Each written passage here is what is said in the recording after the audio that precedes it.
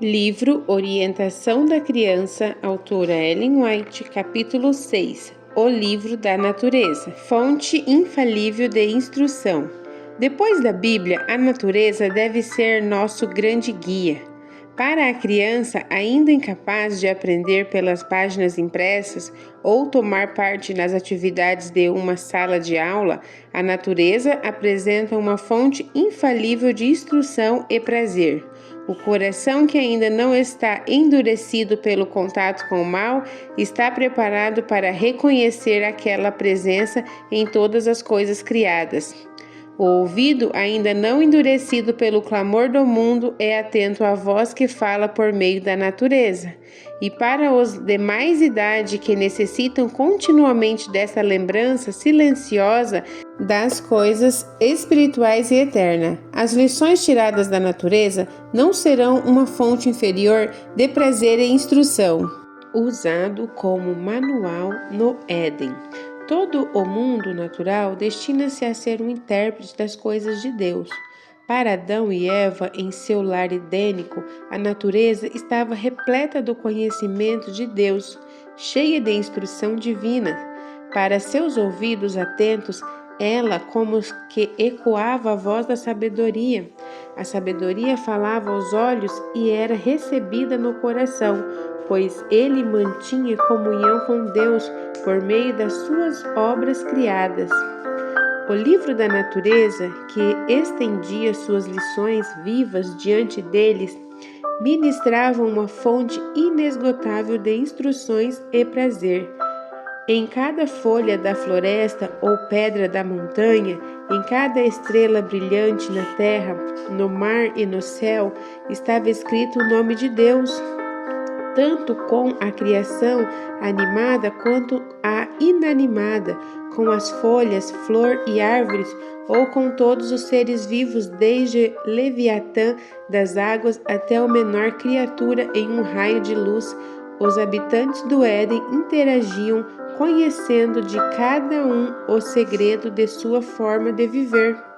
A glória de Deus nos céus, os incontáveis mundos em suas órbitas indicadas, o equilíbrio das grossas nuvens, os mistérios da luz, do som, do dia e da noite. Tudo era objeto de estudo para os alunos da primeira escola terrestre. Mais lições desde a queda. Embora a terra tivesse imaculada pela maldição, a natureza ainda devia ser o guia do ser humano. Ela não poderia agora representar apenas a bondade, pois o mal estava presente em toda a parte, manchando com o seu contato corruptor a terra, o mar e o ar. Onde estiver escrito apenas o caráter de Deus, o conhecimento do bem, agora estava também escrito o caráter de Satanás, a ciência do mal, pela natureza que agora revelava o conhecimento do bem e do mal. O ser humano devia ser continuamente advertido com respeito ao resultado do pecado. A natureza ilustra as lições da Bíblia. Os escritores da Bíblia utilizavam muitas ilustrações da natureza e, observando as coisas do mundo natural, habilitamo-nos, sob a guia do Espírito Santo, a compreender mais amplamente as lições da Palavra de Deus. No mundo natural, Deus colocou nas mãos dos filhos dos homens a chave para abrir os tesouros de sua palavra. O invisível é ilustrado pelo visível. A sabedoria divina, a eterna verdade e a graça infinita são compreendidas pelas coisas que Deus fez. As crianças devem ser incentivadas a buscar na natureza elementos que ilustrem os ensinos da Bíblia e estudar na palavra as comparações tiradas da criação. Devem procurar tanto na natureza quanto nas Escrituras Sagradas todos os elementos que representam a Cristo e também os que ele empregou para ilustrar a verdade. Dessa maneira poderão aprender a vê-lo na árvore e na videira, no lírio e na rosa, no sol e nas estrelas. Poderão aprender a ouvir sua voz no canto das aves, no sussurro das árvores, no retumbante trovão, na música do mar, e todos os objetos na natureza repetirão as preciosas lições de Deus. Aos que assim se familiarizam com o Cristo, a terra jamais será um lugar solitário e desolado. Será a casa de seu Pai, repleta de presença daquele que uma vez habitou entre os seres humanos. A Bíblia interpreta os mistérios da natureza. A própria criança, quando em contato com a natureza, terá motivos para espanto. Não poderá deixar de reconhecer a operação de forças oposta. Aqui é que a natureza precisa de um intérprete. Olhando para o mal manifestado até mesmo no mundo natural, todos têm a mesma triste lição a aprender. Um inimigo é quem fez isso. Apenas a luz que resplandece do Calvário, o ensino da natureza pode ser corretamente assimilado. Por meio da história de Belém e da cruz, que seja visto como é bom vencer o mal e como cada bênção que vem a nós é um dom da redenção. Na sarça e no espinho, nos cardos e no joio, acha-se representado o mal que macula e ofusca. No pássaro que canta e na flor que desabrocha, na chuva e nos raios do sol, na brisa e no orvalho brando, em milhares de coisas na natureza, desde o carvalho na floresta até a violeta que floresce, a sua raiz é visto o amor que restaura. A natureza ainda nos fala da bondade de Deus. Lições na sala de aula ideal.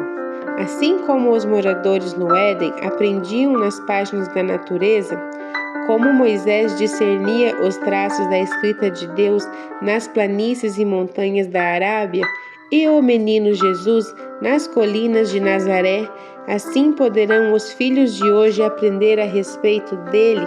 O invisível é ilustrado pelo visível. Cultivar o amor à natureza. Que a mãe encontre tempo para cultivar em si mesma e nos filhos o amor às coisas belas da natureza. Chame-lhe a atenção para as glórias espalhadas pelo céu, para os milhares de formas de beleza que enfeitam a terra, e então lhe fale daquele que fez tudo isso. Assim poderão conduzir os jovens ao Criador, despertando no coração deles a reverência e o amor pelo doador de toda a bênção.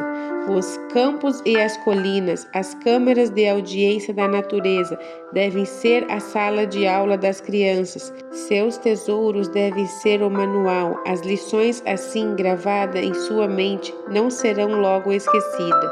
Os pais podem fazer muito para ligar os filhos a Deus, incentivando-lhe o amor às coisas da natureza que Ele lhe tem dado e a reconhecer a mão do doador em tudo o que recebe. Bem cedo, o solo do coração pode ser assim preparado para o lançamento de sementes preciosas da verdade, que a seu tempo brotarão e darão uma colheita abundante. Unir-se aos pássaros em cânticos de louvor. Especialmente as crianças devem estar em contato íntimo com a natureza. Em lugar de as prenderem com as algemas da moda, que elas fiquem livres como os cordeiros, para que brinquem sob a suave e amena luz solar. Mostrem a elas os arbustos e as flores e a relva rasteira e as árvores altaneiras, e façam com que elas conheçam suas lindas e variadas e delicadas formas. Ensine-nas a ver a sabedoria e o amor de Deus em suas obras criadas. E com a mente ampliada com a alegria e o grato amor, que elas se unam aos pássaros em seus cânticos de louvor. Eduquem as crianças e os jovens para que considerem as obras do artista por excelência e imitem as virtudes atrativas da natureza na edificação de seu caráter. Quando o amor de Deus conquistar seu coração, que elas introduzam na vida a beleza da santidade. Assim farão uso de suas capacidades a fim de abençoar os outros e honrar a Deus. Usar a natureza para indicar o Deus da natureza. Os filhos precisam receber lições que incentivem neles a coragem para resistir ao mal. Da natureza, apontem-lhe o Deus da natureza, e assim eles se tornarão familiarizados com o Criador. Como poderei ensinar melhor os meus filhos a servir e glorificar a Deus? Essa deve ser a pergunta que ocupe o pensamento dos pais. Se todo o céu está interessado no bem-estar da humanidade, não deveríamos fazer com empenho tudo o que estiver em nossas forças para o bem-estar dos nossos filhos? O estudo da natureza fortalece a mente. A glória do Deus se revela nas obras de suas mãos. Há nelas mistérios cujo estudo fortalecerá a mente. A mente que tem sido usada e abusada pelas leituras de novelas poderão ter na natureza um livro aberto e ler a verdade nas obras de Deus que as rodeiam.